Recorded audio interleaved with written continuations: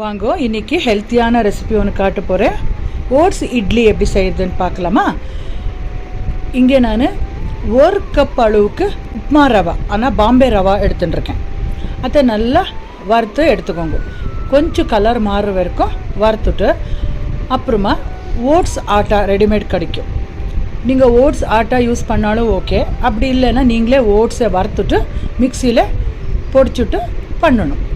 இந்த மாதிரி பவுடர் பண்ணிட்டா நல்லா ஆகும். இப்போ 1 கப்பு ரவாக்கு 2 கப்பு ஓட்ஸ் மாவை சேர்த்துட்டு அது கொஞ்சம் வறுப்படணும். கொஞ்சம் கை பொறுக்கிற சூடு வந்தால் போகும். இப்போ அதை ஒரு பாத்திரத்துக்கு மாற்றின்னு ஏன்னா ரவை நல்லா வறுப்படணும். ஓட்ஸு ஒரு அளவுக்கு வறுத்தா போகும். இப்போ இதுக்கு வெஜிடபிள்ஸ் எல்லாம் சேர்க்க போகிறேன்.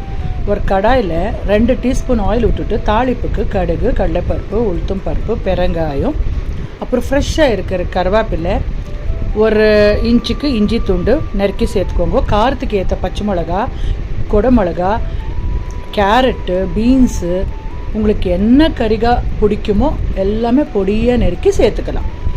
வெஜிடபிள்ஸில் இதே அதுன்ட்டு ஒன்றும் இல்லை, கேபேஜ் கூட நீங்கள் சேர்த்துக்கலாம்.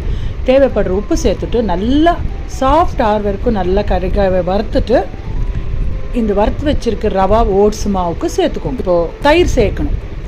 1 கப் அளவுக்கு கட்டி தயிர் சேர்த்துட்டு கொஞ்சம் தயிர் புளிப்பாக இருந்தால் நல்லா வரும். அப்புறமா அந்த பாத்திரத்தில் ஒட்டின்னு இருக்கிறதுக்கு தயிருக்கு கொஞ்சம் தண்ணி ஊற்றிட்டு சேர்த்துக்கோங்க. அப்புறம் ஃப்ரெஷ்ஷாக இருக்கிற மல்லித்தழை 2 பிஞ்சு ஆப்ப சோடா சேர்த்துட்டு நல்லா மிக்ஸ் பண்ணி விடுங்க. இது இன்ஸ்டன்ட் இட்லி ஆகிருக்கிறதுனால சோடா சேர்க்கணும். இல்லை நான் சோடா சேர்க்க விருப்பம் இல்லைன்னா நைட்டே இதை கலந்து வச்சுடுங்க. காலையில் புளிச்சுட்டு இட்லி வாக்கலாம். நான் இன்ஸ்டண்ட்டாக செஞ்சுட்டு இருக்கிறதுனால சோடா சேர்த்துருக்கேன்.